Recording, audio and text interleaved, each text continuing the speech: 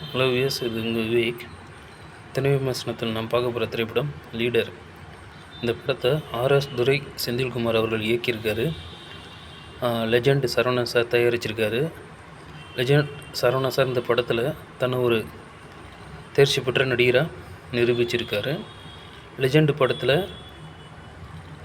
தன்னுடைய நடிப்பை வெளிப்படுத்த முடியாத ஒரு நடிகராக இருந்தார்.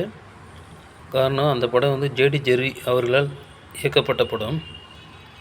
அந்த படத்தினுடைய கதையமைப்பு சரியில்லாதனால தன்னுடைய நடிப்பை முழுமையாக வெளிப்படுத்திக்க முடியாமல் போயிடுச்சு. ஆனால் இந்த படத்தில் அவருக்கு ஏற்றபடி கதை அமைச்சு அதற்குரிய திரைக்கதையும் வசனமும் எழுதி நல்லா அழகாக கொடுத்துருக்கார் துரை செந்தில்குமார் சார். இந்த படத்தில் அனைத்து டெக்னீஷியன்களுமே மிக பிரமாதமாக நடிச்சிருக்காங்க. மேலும் ஷியாம் சார், ஆண்ட்ரியா ஜெர்மானெலாம் நடிச்சிருக்காங்க.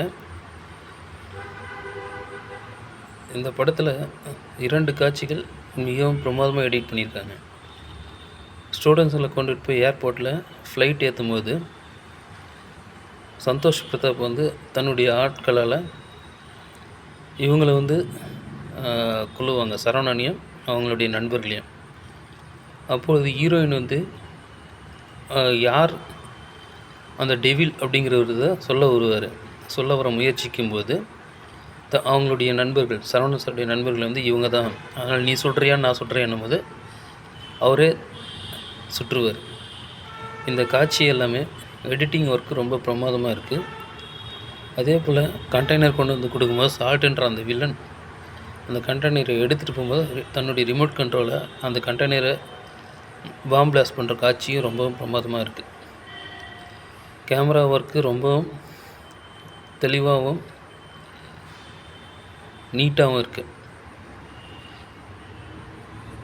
இது வந்து எப்படின்னா, இந்த படம் வந்து ஒரு சண்டை காட்சி நிறைந்த படமாக எடுத்திருக்காங்க.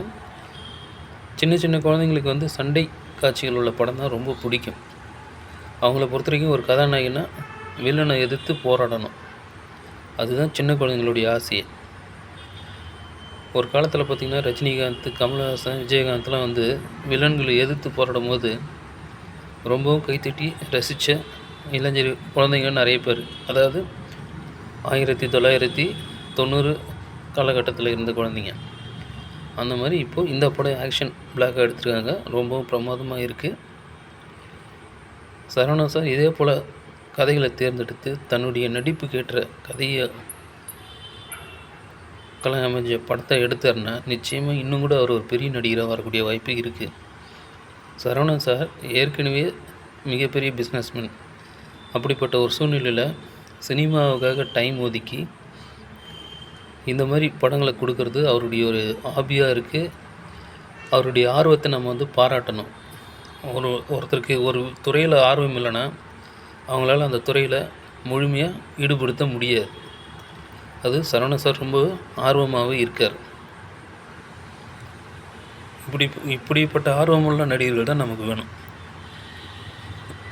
சினிமான்றது என்னென்னா ஒருத்தர் குறிப்பிட்டு சார்ந்த ஒரு துறையே இல்லை. சினிமான்றது எப்படின்னா கதை தான் கதாநாயகன். அதில் இருக்கவங்க கதாபாத்திரங்கள் தானே தவிர கதை கிடையாது. அதனால் கதைக்கு ஏற்ற கதாபாத்திரங்கள் இருந்தால் எந்த ஒரு நடிகரும் தன்னை வந்து நிரூபித்து கொள்வார்கள். அது இந்த படத்தில் சரவணன் சாருக்கு நடந்திருக்கு.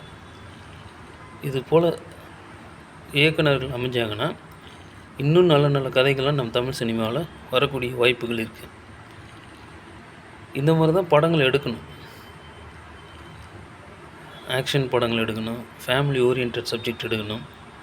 இப்படியெல்லாம் கவனம் செலுத்தி அதில் திரைக்கதையை ரொம்பவும் பிரமாதப்படுத்தி, அது சின்ன சின்ன விஷயங்கள்லாம் தனக்கு தெரிஞ்ச சின்ன சின்ன நிகழ்வுகள்லாம் ஒரு காட்சி அமைச்சு எடுத்தாங்கன்னா எப்பேற்பட்ட ரசிகருமே அந்த படத்தை வரவேற்பாங்க. அதனால் ஒரு கதாநாயகன் அப்படிங்கிற என்னென்னா கதாபாத்திரம். அந்த படத்தில் கதை தான் முக்கியம். கதைக்கு தான் முக்கியத்துவம் கொடுக்கணுமே தவிர கதாபாத்திரத்துக்கு முக்கியத்துவம் கொடுக்கக்கூடாது. ஏன்னா லிவிங்ஸ்டன் சார்லாம் சுந்தர புருஷன், சொல்லாமலே படங்கள்லாம் நடிக்கும்போது தன்னுடைய நடிப்பால் தான் அவர் வந்து பெரிய ஆள் தன்னை ஒரு நடிகனாக நிரூபித்தாரே தவிர அவரால் தான் அந்த படங்கள் ஓடிச்சுன்னு சொல்ல முடியாது.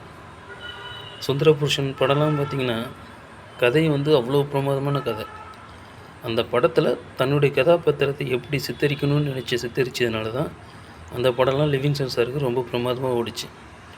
2வது படம் சொல்லாமலே, அந்த படத்துலேயும் கதைக்கெல்லாம் நல்லா இருக்கிறதா அவர் நடித்து தன்னுடைய திறமையை வெளிப்படுத்தினார். அதனால் ஒரு சினிமாவுக்கு கதை தான் முக்கியம். இப்படிக்கு உங்கள் விவேக்.